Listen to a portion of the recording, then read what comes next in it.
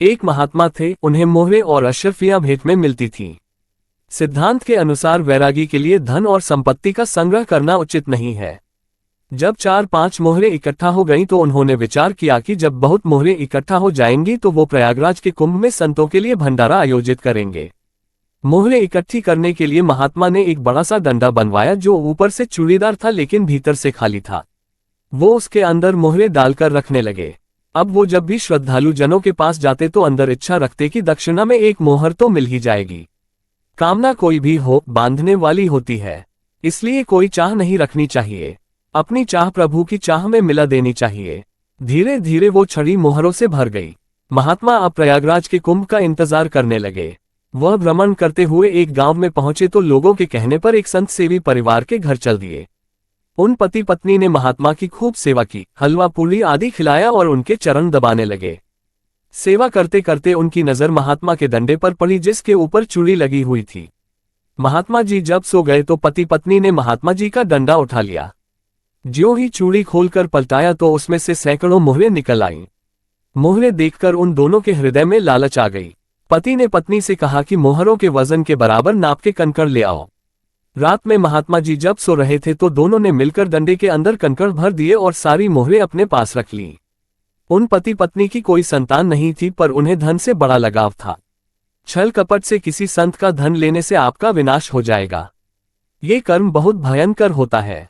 ये बात शायद उन्हें ज्ञात नहीं थी या लोभवश धन चुराने के लिए उन्होंने ये कुकर्म कर दिया। महात्मा जी अगले दिन उठे और उस डंडे का वजन सही जानकर ऐसे ही साथ ले गए। प्रयागराज पहुंचकर महात्मा एक अखाड़े में रुके और वहां के महंत को प्रार्थना की कि कल के भोग का निमंत्रण संपूर्ण अखाड़ों को भेजा जाए और सबको दक्षिणा भी दी जाए। महंत ने हैरान होते हुए कहा कि महाराज जी, इसमें बहुत खर्चा होगा क्योंकि प्रयागराज में हजारों की संख्या में संत जन पधारे हैं। हो सके तो कुछ धन पहले दे दीजिए ताकि हम तैयारी कर सकें। महात्मा ने अपने डंडे की सुरक्षा करने के लिए कहा कि मेरे पास धन की पूरी व्यवस्था है और मैं भंडारे के अंत में सब आपको दे दूंगा। महंत अपने पास से धन लगाकर सब सामग्री आदि लाए और उन्होंने सब संत जनों को निमंत्रित कर दिया। जब भंडारा बनने लगा तो वो महात्मा के पास आए और बोले कि अब आप आगे की व्यवस्था के लिए कुछ धन दे दीजिए। भंडारा बन रहा है और संत जन भी निमंत्रित हैं, पर आगे के लिए हमारी इतनी सामर्थ्य नहीं है कि हम सब खर्च उठा सकें। महात्मा अपना डंडा उठाकर लाए और कहने लगे, आपको विश्वास नहीं है तो ये देखिए। कहते कहते जैसे ही उन्होंने चूड़ी खोलकर डंडे को पलटाया तो अंदर से कंकड़ निकलकर गिरने लगे। महात्मा जी को मोहरों की जगह कंकड़ देखकर सदमा सा लग गया। महंत भी अचंभित होकर कहने लगे, महाराज, आपने तो हमारा नाश ही कर दिया। रसोई बन गई, इतने संत निमंत्रित हैं और आप ये कंकड़ दिखा रहे हैं। हम बर्बाद हो गए। संत होकर इतना छल कपट। अंदर से उन महात्मा का चिंतन उन्हीं पति पत्नी की तरफ गया और मुंह से निकला कि ऐसा धोखा मेरे साथ किया, भोगोगे तुम।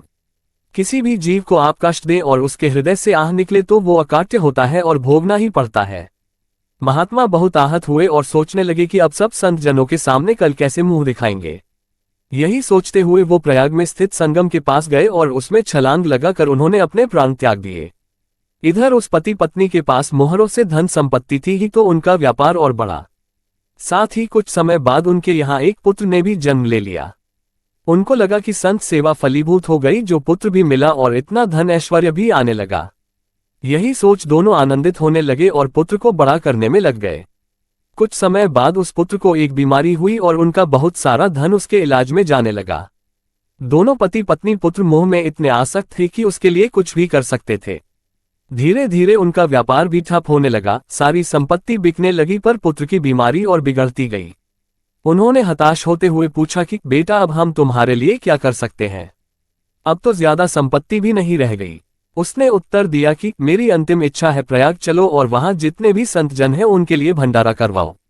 मुझे लगता है मैं अब बचूंगा। नहीं, संपत्ति नहीं है तो घर बेच दो, मेरे लिए ही तो है, पर मेरी अंतिम इच्छा पूरी करो। पति पत्नी ने घर बेच दिया और पुत्र को लेकर प्रयाग चल दिए। वहां जाकर उन्होंने संत सेवा की और सबके लिए भंडारा करवाया। सब होने के बाद पुत्र ने कहा, अब मुझे संगम तक ले चलो। जब वहां ले गए तो पुत्र के रूप में महात्मा ने अपनी पहचान कराते हुए याद दिलाया कि समझे, तुमने जो मुझसे धन चुराया था अब मैंने वो वापस छीन लिया है। मैं वही महात्मा हूं जिसकी तुमने मोहरें चुराई थी। तुम्हारे पास कुछ नहीं रह गया, अब केवल ममता और आसक्ति में जलकर मरो और नर्क प्राप्त करो। ये कहते ही उस पुत्र रूपी महात्मा ने शरीर छोड़ दिया। महात्मा को दोबारा जन्म लेना पड़ा और पति पत्नी को दुर्गति भोगनी पड़ी। ऐसा नहीं है कि आप जो कर रहे हैं उससे कोई देख नहीं रहा या उसका कोई हिसाब किताब नहीं है, इसलिए बहुत सावधान रहना चाहिए। अवश्यमेव भोक्तव्यम कृतकर्म, शुभाशुभ, किया हुआ शुभ और अशुभ कर्म अवश्य ही भोगना पड़ेगा। अनेक जन्मों में अनेक लोगों से जो कुछ लिया दिया है, इस लेन देन को मिटाने के बाद ही इंसान मुक्त हो सकता है। इसलिए इससे बचने का एक ही उपाय है, भगवान को समर्पित हो जाएं और आपने जो भी इस संसार में अपना माना है वो सब उनको समर्पित कर दें। इसके बारे में प्रभु भगवद गीता में कहते हैं, अहम त्वा सर्वपापेभ्यो मोक्षयिष्यामि मा शुचः, मेरी शरण ग्रहण करो, मैं तुम्हें समस्त पाप कर्मों की प्रतिक्रियाओं से मुक्त कर दूंगा, डरो मत। इसके बाद मनुष्य सब तरह के ऋणों से मुक्त हो जाता है।